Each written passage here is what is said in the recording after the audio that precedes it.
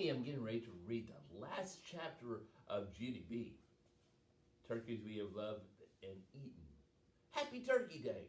After all the pie was gone, I threw my plate in Mr. Scary's trash can. And oh dear, oh dear, oh dear, that's when I saw him. Philip Johnny Bob was still sitting on the desk with Police Sergeant Chuck. And I had forgotten all about that guy. I ran over and picked him up, then I hugged him real tight. Philip, I said, how did I forget you? You have been sitting there for 2 whole days, and you did not have one thing to eat. Philip nodded his head. I know it, he said. I would really like some cranberry jelly right now. I patted his softy head. I know you would, Phil, but you can't have cranberry jelly, remember? I said, we tried that last Thanksgiving, and you still have the cranberry stain on your mouth. Phil quick wiped his face. Oh, yeah, right, he said. He looked at the feast table again. Is there anything I could eat over there, he said. I did a sigh. I don't know, Phil. I said, at home, I just shoved a peanut over the trunk. But no one brought peanuts to the feast today. I pointed to the carrot sticks. What about those, Phil? Would you like me to put a carrot up your trunk? I asked. Phil shook his head. No, that would look gross, he said. I nodded. Yeah, you're right, I said. It would look gross. I looked around, then all of a sudden I spied a brand new bag of Nipsey Doodles. They were sitting on Mr. Scary's desk, and a Nipsey Doodle was just the right size for Phil. I quick opened the bag and I put a doodle in his trunk. Yum, said Philip. This doodle is delicious. Thank you, Junie B. Thank you. Just then a voice shouted in my ear. Hey, hold it. Those doodles don't belong to you, mister. You are under arrest.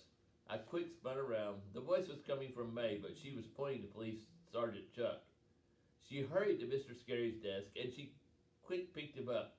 And then, boom, out of nowhere, Chuck bought Phil in the head with his trunk. You stole a Nipsey Doodle, and stealing is against the law, he said. Then May tried to take the doodle right out of Phil's trunk. But Philip ducked around her. Everyone looked to see the commotion. Mr. Scary frowned real big. May started to holler. None of this is my fault, she said. Peanut Butter and Johnny has a Nipsey Doodle in his trunk, and Junie B stole it for him.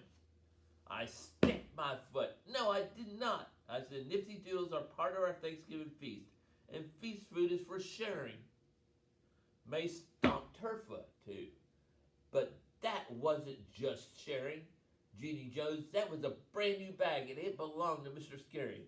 Then May tried to pull Philip away from me, but I pulled him back. Plus Philip bopped Chuck on his head, and then all of us got ready to wrestle. Only before we could even get started, Mr. Scary jumped in between us and he stopped us from bopping each other. Girls, he said, that's enough. Have you forgotten that we have guests? Me and May looked at our guests. May's mother was frowning at us. Mother and Grandma Miller were frowning again, too. I glanced at my grandpa, Frank Miller. He did a wink. That was refreshing. Mr. Scary kept on talking. I really don't understand what gets into you girls. When you pick up those elephants, it's such a puzzle to me. I thought for a second, then I did a little shrug. I don't know why it's a puzzle, I said. Me and May are just playing with our elephants, and elephants like to bop each other. May nodded her head. Yes, she said, that's what their trunks are for. Trunks are for bopping. That's how elephants play. I thought some more. Then I looked at May. Yeah, only maybe Mr. Scary doesn't know that May, I said, maybe he doesn't have an elephant at home. May did a pause. Oh, right, she said. I never thought of that. She looked back at Mr. Scary. Well, anyway, that's how elephants play, she said. And so Junie Jones and I'm making you know that. I smiled. Yes, I said, we do. Then all of a sudden, blink, a light bulb went off in my head. I did a gasp. Mr. Scary, you were right, I said. Even though May and I are very different from each other, we both love elephants, and so that is how come we were almost being friends just now, because we have something in common. And just like the Pilgrims and the Native Americans. May looked curious at me. Yeah, but we're not really friends, right, Junie Jones? She said. It's just this one time, correct? Correct, I said back. We can't be friends forever, May. That would be ridiculous. We don't even like each other. May got a relief in her face. Okay, good, she said, because I really like being different from you. I know it, May. I like being different from you too, I said. Very different. May smiled. I smiled back. Then I tried to do a fist bump with her, but she did not see it coming, and I accidentally hit her in the arm. Ow, she said. Sorry, I said. May shrugged her shoulders, then she rubbed it off. After that, we both skipped to our seats for the elephants, and we hugged our elephants real tight. It was a lovely moment, I think, but all of a sudden it got interrupted by shouting. I quickly looked up.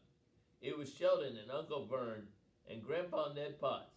Happy Turkey Day! Happy Turkey Day! They shouted real loud. They were holding hands in front of the room, and they were doing 3 squeezes. All the children stood up, and we grinned from ear to ear. Happy Turkey Day, we shouted back.